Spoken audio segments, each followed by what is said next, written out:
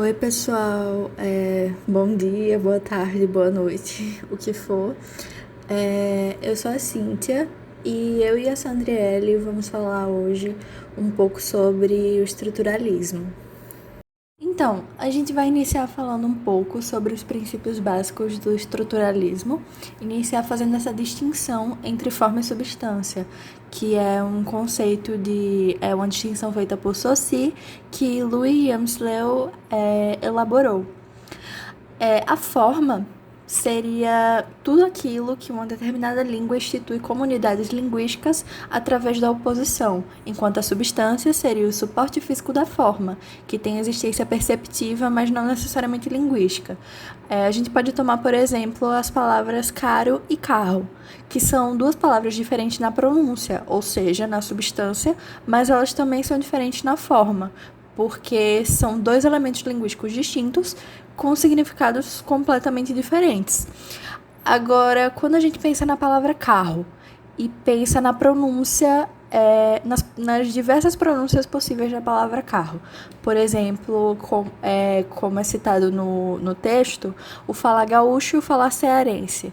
São duas pronúncias diferentes para uma mesma palavra, então existe uma diferença apenas na substância, porque a representação conceitual da palavra continua sendo a mesma.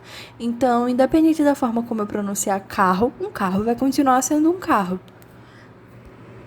Para ajudar a gente a compreender essa questão um pouco melhor, eu trouxe uma metáfora de Saussure, uma comparação muito interessante que ele faz com o jogo de xadrez, onde ele pede para a gente imaginar um jogo de xadrez e imaginar que vamos substituir, por exemplo, as peças de madeira por peças de marfim.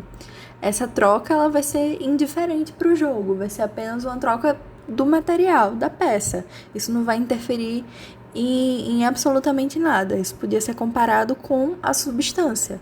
Da mesma forma que você pronunciar uma mesma palavra de uma forma diferente não vai interferir no significado dessa palavra. Enquanto, se a gente reduzir ou aumentar o número de peças, essa mudança vai atingir profundamente as regras do jogo. O jogo não vai ser mais o mesmo. E isso a gente pode comparar com a forma, que é justamente essa alteração na palavra em si. Quanto à teoria do signo linguístico, Saussure define a língua como um sistema de signos. E esses signos são compostos por significado, que seria o conceito, e significante, que seria a imagem acústica.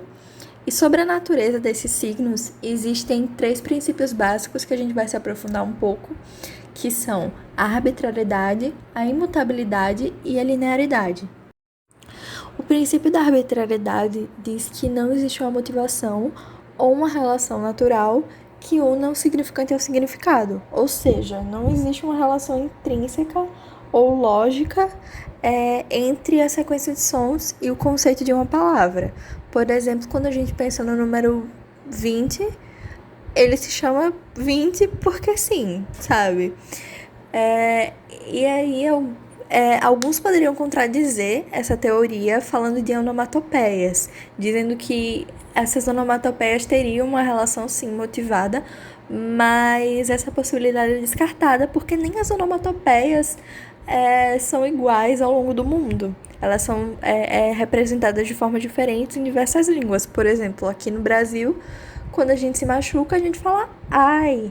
E lá, sei lá, nos Estados Unidos, quando eles se machucam, eles falam ouch. Que nem o cachorro, que aqui no Brasil é au-au, e na Coreia, por exemplo, é mon-mon, que não faz sentido nenhum pra gente, né? O princípio da imutabilidade diz que um signo linguístico ele possui um valor socialmente convencionado e que não está sujeito a alterações individuais. Então, cada língua organiza os seus signos através de uma rede de relações e esses signos não podem ser alterados se não existir um consenso geral, um consenso social. Então, se eu pegar meu computador e falar que eu quero chamar ele de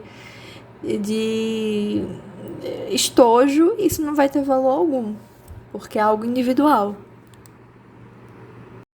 Quanto ao princípio da linearidade, a gente tem que os signos são colocados um após do outro, formando uma cadeia. Por exemplo, quando eu falo ela é muito inteligente. Nessa frase a gente tem 4 signos colocados um ao lado do outro, formando uma frase, uma cadeia.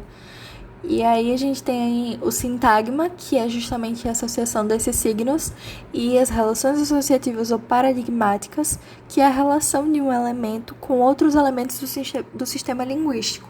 Meu nome é Sandriele e vamos tratar sobre o desenvolvimento de linguísticas estruturais na Europa e na América. Agora trataremos sobre o estruturalismo americano, que, como foi falado anteriormente, também conhecido como distribucionista, objetivava reunir um conjunto de enunciados para compor um todo produzido pelos falantes e buscar descrever a organização do sistema, sem questionar o significado, ou seja, o significado não era algo relevante nesse momento, né? E a exclusão do significado se justificava pela orientação indutiva, ou seja, o significado ele sugeria algo, e como foi falado, esse não era o objetivo. Com essa exclusão, evitava-se que a intuição influenciasse a análise dos dados, de maneira que algo não pudesse ser comprovado cientificamente. Nesta corrente, o foco estava na distribuição, pois o objetivo era verificar como uma unidade linguística se combinava com as demais na cadeia falada. Já em se tratando do Círculo Linguístico de Praga, o esperado era que os falantes usassem os signos linguísticos que compunham suas mensagens, de modo tal que se reconhecesse nesses signos todos os traços pertinentes que permitissem identificá-los. Mas era dito também que esse processo reduziria o processo de interpretação. Aí na tela nós temos o tema e o rema. O tema seria, portanto, a parte menos dinâmica do enunciado e o rema seria a parte mais dinâmica. Essas duas funções, elas são autônomas em relação à função sintática do sujeito e do predicado. Nesta escola, Jacobson se interessou em pensar num tipo de mensagem que retesse a atenção dos interlocutores pelas próprias características e não necessariamente pelo assunto, né, mas sim pelo tratamento da linguagem.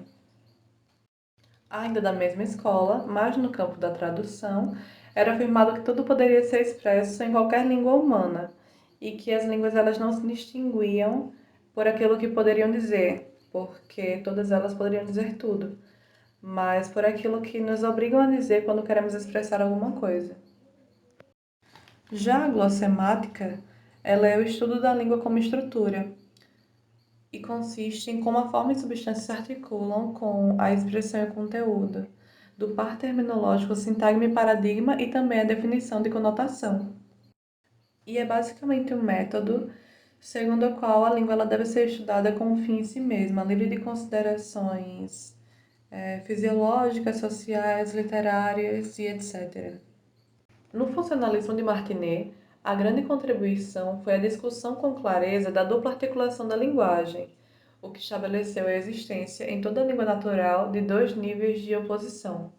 A primeira consistia de unidades mínimas significativas, ou seja, uma forma fônica dotada de sentido. Cada palavra poderia ser utilizada em outros contextos diferentes e com outros significados, como, por exemplo, você, estar, fome, como.